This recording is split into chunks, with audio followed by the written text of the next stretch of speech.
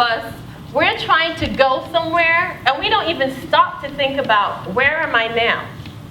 What is going on in my life right now? We just keep going, and we don't assess where we are right now. And so where do I start? In that, one of the things that I teach is how to let go. Say, Clustine. I need to let go. You don't sound very convincing to me. So let's do that again. Clustine. I need to let go. I need to let go. That's right. We all need to let go of something, right? And that's what we need to do. When you're assessing to go to the next level, you need to learn how to let go. Step 2 is achieve. Where am I going? Okay, so now you know where you start. Where are you going? Where do you want to go? Setting goals is very important. Step 3 is envision. And we're going to talk about that a little more. Who do I need to be? See, that question came up again. Who do I need to be? Step 4 is communicate. How can I say it? Now here is where some of us need to go a little deeper. I did a training in this program. It's actually a program that I do with corporations and churches. And I have a version that I do with individuals. So I do curriculum development as well. I develop my own curriculum. And in this section, I actually do a thing where I do a personality test, right? And then I break them up into groups, and I teach you how to communicate to the different personality types. Now, Steve is going to be talking about that a little bit later, but it's really important as entrepreneurs to take yourself to another level to learn how to interact with the different personality types, right?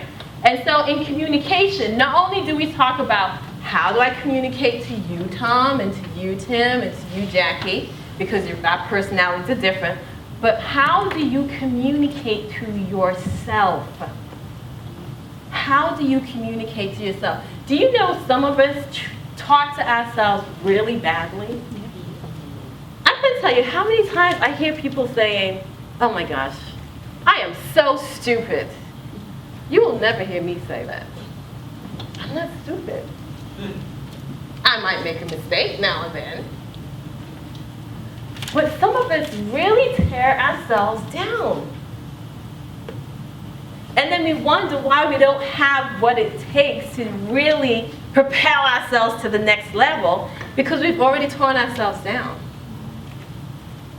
Right? So that's in the communicate zone. And then step 5 is perform. What steps do I need to take? Now, by the time you get to step 5, you'll be inspired. And I'll tell you why, because we're going to talk about envision. But learning how to inspire yourself to take action is one of the crucial steps to being an elite leader, to being a successful person.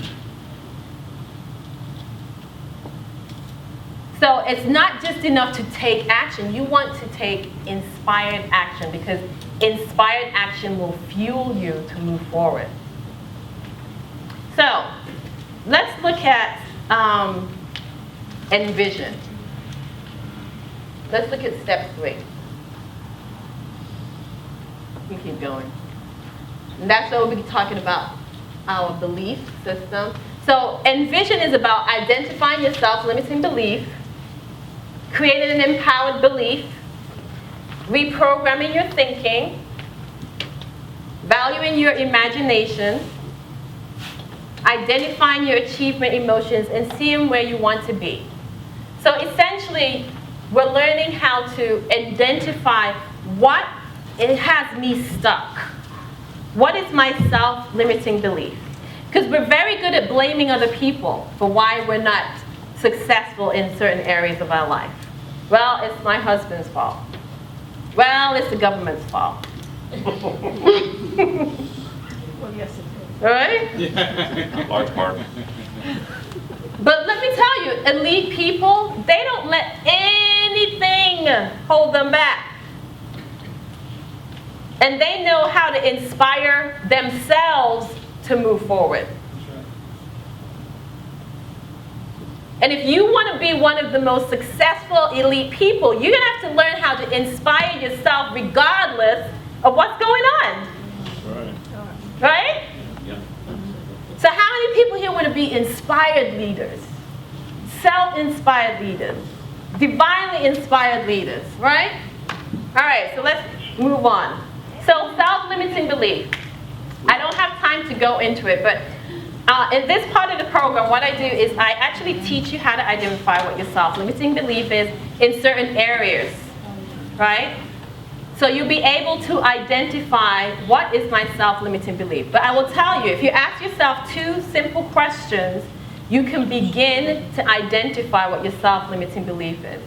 So what is my self-limiting belief? Very simple question. Not rocket science, right? But do you know most of us don't take the time to sit with ourselves and think? Because we're always doing as entrepreneurs. And the next question is, what is my trigger and why? In other words, what set you off this morning? Why did you get upset?